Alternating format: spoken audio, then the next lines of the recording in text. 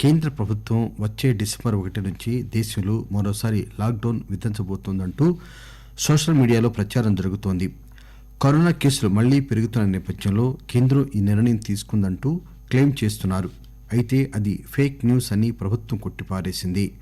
దేశంలో మరోసారి లాక్డౌన్ విధించబోతున్నట్లు జరుగుతున్న ప్రచారంలో ఎలాంటి నిజం లేదని ప్రెస్ ఇన్ఫర్మేషన్ బ్యూరో వెల్లడించింది. కేంద్ర ప్రభుత్వం అలాంటి నిర్ణయం ఏదీ తీసుకోలేదని స్పష్టం చేసింది.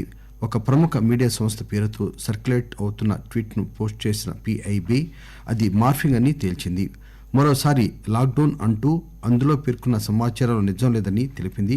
నిజానిజాలు తెలుసుకోకుండా చాలా మంది ఇలాంటి ఫేక్ న్యూస్ ను సోషల్ మీడియాలో ప్రచారం చేస్తుండటంతో ప్రజలు గందరగోళానికి గురవుతున్నారు. యూరోప్ దేశాల్లో కరోనా సెకండ్ వేవ్ కారణంగా మళ్లీ లాక్డౌన్ విధిస్తూ ఉండడంతో ఇక్కడ కూడా అమలు చేస్తారేమోనని భావిస్తున్నారు.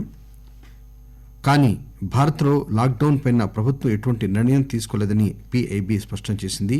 కాబట్టి ప్రజలు అసత్య ప్రచారాలను నమ్మవద్దు. ప్రస్తుతం దేశంలో అన్లాక్ 5 నిబంధనలు కొనసాగుతున్న సంగతి తెలిసిందే. నవంబర్ 30వ తేదీ వరకు ఈ మార్గదర్శకాలు కొనసాగనున్నాయి.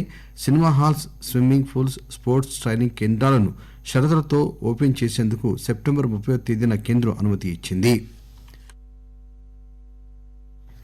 ఆ తర్వాత స్కూళ్లు, కాలేజీలను తెరిచేందుకు కేంద్రం అనుమతి ఇచ్చింది. అయితే దీనిపై తుది నిర్ణయాన్ని రాష్ట్ర ప్రభుత్వాలకే వదిలేసింది. కరోనా వైరస్ మహమ్మారిని ఎదుర్కోవడానికి ఫేస్ మాస్కులు చాలా కీలకమైన నేపథ్యంలో పరిశోధకులు ఒక ప్రత్యేకమైన కాటన్ ఫేస్ మాస్క్ ను అభివృద్ది చేశారు. ఇది పగటిపూట మనకు మాస్క్ కి అంటుకున్న వైరస్ ని నిర్మూలిస్తుంది. 60 నిమిషాల్లో 99.9% బ్యాక్టీరియా వైరస్లను నిర్మూలిస్తుంది. చాలా మంది ప్రజలు బహిరంగ ప్రదేశాల్లో కాటన్ ఫేస్ మాస్కులు ధరించడం అలవాటు చేసుకున్నారని గుర్తించారు. అయితే మాస్క్ కి అంటుకునే వైరస్ ని తెలియకుండా పట్టుకోవడం ద్వారా మరో చోటకి వ్యాపిస్తుంది. వివిధ వస్త్ర పదార్థాలతో తయారు చేసిన ఫేస్ మాస్కులు నానోస్కేల్ ఏరోసోల్ కణాలను ఫిల్టర్ చేయగలవని, దగ్గు లేదా తుమ్ము ద్వారా విడుదల చేసిన వాటిని నిర్మూలిస్తాయని కాలిఫోర్నియా విశ్వవిద్యాలయం పరిశోధకులు తెలిపారు. ఇక పరిశోధనా బృందం కొత్త కాటన్ ఫ్యాబ్రిక్ ను అభివృద్ది చేసే విధంగా ప్రయత్నం చేసింది. ప్రపంచవ్యాప్తంగా శరవేగంగా విజృంభిస్తున్న కరోనా వైరస్ ను నిర్మూలించడానికి వ్యాక్సిన్లు అందుబాటులోకి తీసుకువచ్చేందుకు ఒకవైపు ముమ్మరంగా ప్రయత్నాలు జరుగుతుండగా ప్రపంచ దేశాలకు మరో కొత్త సవాలు ఎదురైంది. కరోనా వైరస్ కారక SARS-CoV-2 వైరస్ మింక్ అనే జీవిలోకి ప్రవేశించిందట. ఈ క్రమంలో జరిగిన మార్పు వల్ల ఈ వైరస్ తిరిగి మనుషుల్లో ప్రవేశించడం తీవ్ర కలకలం రేపుతోంది. ఈ వైరస్ తీవ్రత ఎక్కువగా డెన్మార్క్ లో కనిపించగా అక్కడి ప్రభుత్వం పెంపకం కేంద్రాల్లోని 1,70,00,000 మింక్లను చంపివేసింది. మరోవైపు ఈ కొత్త మ్యుటేషన్ అంటే ఉత్పరివర్తన వల్ల భవిష్యత్తులో కరోనా కోసం అభివృద్ది చేసిన టీకాలు నిష్ప్రయోజనం అవుతాయని పరిశోధకులు ఆందోళన వ్యక్తం చేస్తున్నారు. ఆస్ట్రేలియాలో కరోనా వైరస్ పైన పరిశోధనకు నాయకత్వం వహిస్తున్న భారత సంతతి శాస్త్రవేత్త ప్రొఫెసర్ శేషాద్రి వాసన్ వైరస్ ఉత్పరివర్తనపై పలు అంశాలను వెల్లడించారు. కరోనా వైరస్ లో ఉత్పరివర్తన చెందిన ఈ వైరస్ కు Y453F గా నామకరణం చేసినట్లు చెప్పారు.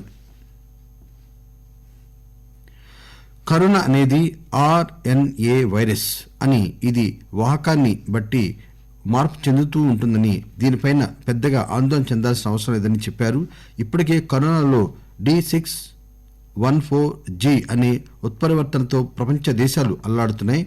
D614G వల్ల టీకాలపైన ఎలాంటి ప్రభావం ఉండదని, అయితే Y453F గురించి ఇప్పుడే ఒక నిర్ధారణకు రాలేమని శేషాద్రి వాసన్ తెలిపారు. అలాగే కొత్త ఉత్పరివర్తన కేసులు భారత్లో నమోదు కాలేదని, దీనివల్ల భారతదేశానికి ఎలాంటి ప్రమాదం లేదని భరోసా ఇచ్చారు. కొన్ని ఔషధాలకు బ్యాక్టీరియా, వైరస్లు లొంగపోవడం నేడు ప్రపంచ దేశాన్ని కలవరపెడుతోంది. ముఖ్యంగా ప్రస్తుత కోవిడ్ నేపథ్యంలో సురక్షిత ఆహారంపై జనంలో అనేక సందేహాలున్నాయి.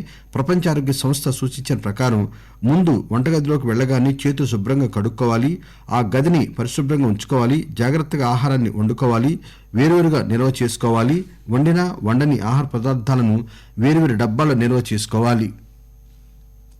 ఆకాశవాణి కోవిడ్-19 ఫ్యాక్ట్ చెక్ ప్రత్యేక వార్తలు ఇంతటితో సమాప్తం.